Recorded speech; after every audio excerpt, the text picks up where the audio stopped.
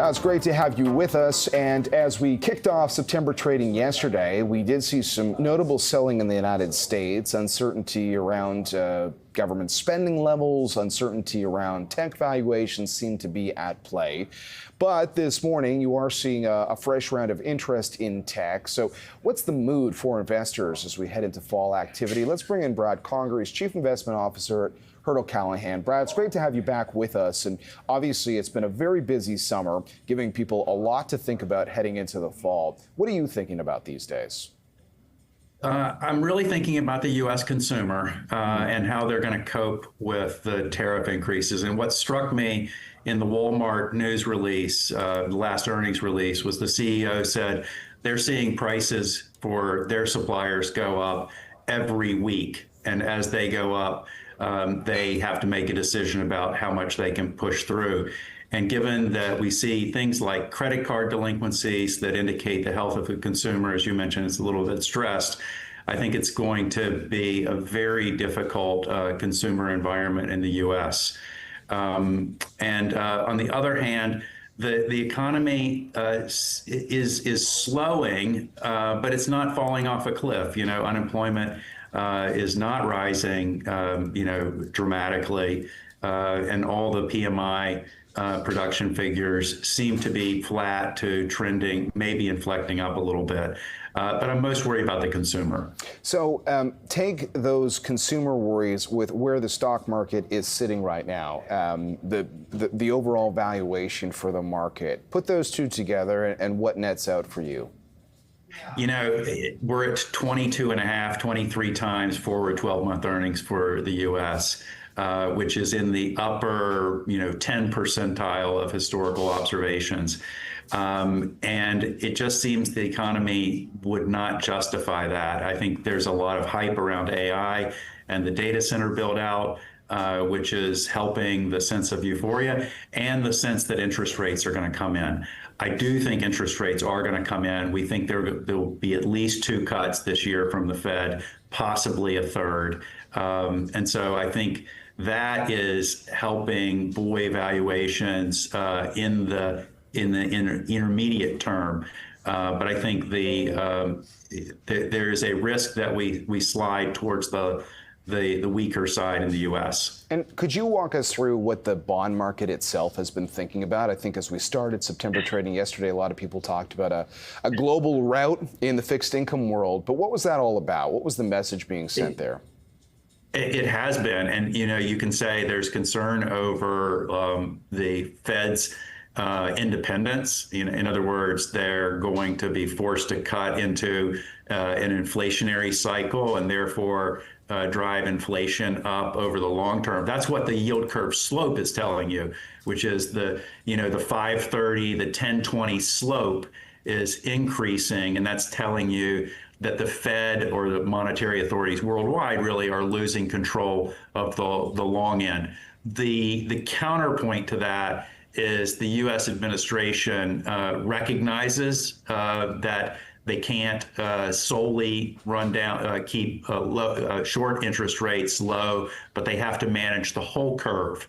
And Besant talks about, the importance of the 10-year for the mortgage market or the housing market. And so I think they're very much aware of it, but there's just a ton of supply in the sovereign bond market, and there's not a lot of willingness to buy. We are actually long duration. We're not positioned long on the curve, meaning we're not in the 20-year range, but we do like intermediate duration because we think the Fed will cut, and ultimately the inflation the inflation concern will ease. And on that subject of the possibility of the Fed cutting rates, people have been watching gold's record run. We've got a unique situation here in Canada where the stock market, as you know, is at an all-time high. But a chunk of that is the fact that gold-related stocks have had this great rally. The economy itself, in the eyes of a lot of people, is a lot wobblier. But what do you make of the fact that you can have a S&P 500 trading at the kind of multiple that you just highlighted while gold continues to reach new highs? Well, gold is, I guess, that what I would make of it is that gold is acting like a insurance policy against global monetary instability.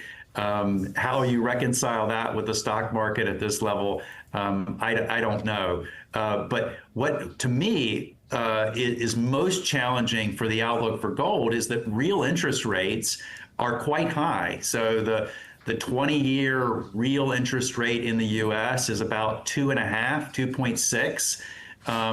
And that is the opportunity cost of holding gold.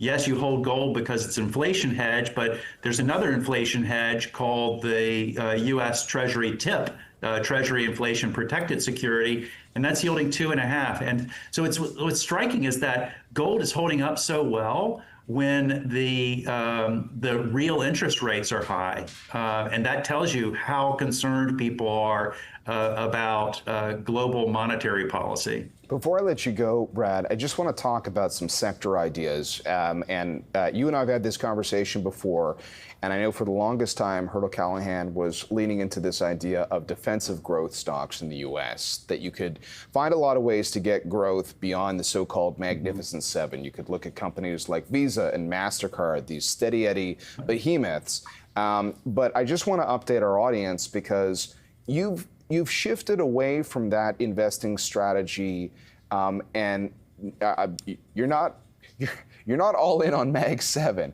But interestingly, you guys are now sort of giving a fresh look to the Mag 7. Can you just explain that dynamic? Well, we're still underweight the Mag 7, but whereas at the start of the year we thought the defensives were very attractively priced, what's happened is that a lot of the defensives, particularly in consumer staples, and obviously the quick serve restaurants have had problems. Dollar Tree and the dollar stores and so forth. What we're seeing is stress on the earnings power of some of those defensives. And so what we've done is gear the portfolio to different types of defensive stocks. So for example, we like the laboratory equipment device market, so Thermo, Mettler, Toledo, Danaher, things like that have secular growth, away from where we were positioned at the start of the year, which was a little bit more consumer staples. And so we're still underweight the Mag 7, but our preference for the alternative has changed. And some of those symbols, Thermo Fisher's TMO, Danaher is DHR, Mettler Toledo's MTD. And then just looking around the world, you are taking a close look at China as well right now. What's going on? Well, we've been overweight China since the beginning of the year, and that was predicated on the change in government policy, which was announced at the last Politburo meeting in September, which really said the Chinese Communist Party is aware of the real estate crisis. They're aware of the deflationary effects of oversupply in their market, and they were taking steps, and initially very tentative steps like monetary easing, mortgage policy support to support the consumer. And then more recently, we've actually seen some of those get some traction in the market sentiment. So the Chinese A-share market, which is the on-share local currency denominated local shares, were up 10% in August. So we think that has room to run. It's still, a 12 times earnings versus the U.S. at 22. Obviously, they shouldn't be rated the same, but we think that's an attractive place at a reasonable valuation with a decent macro story behind it. Okay, so summarizing, be mindful of valuations in the U.S. right now, but keep a close eye on certain areas like lab device players. You're still watching China. We didn't have a chance to talk about Europe, but I know you guys have been watching the valuations in that market as well. Brad, great to get your perspective. Thanks as always for joining us. Thanks, John. Take care. All right, that's Brad Conger, CIO at Hirtle Callaghan, joining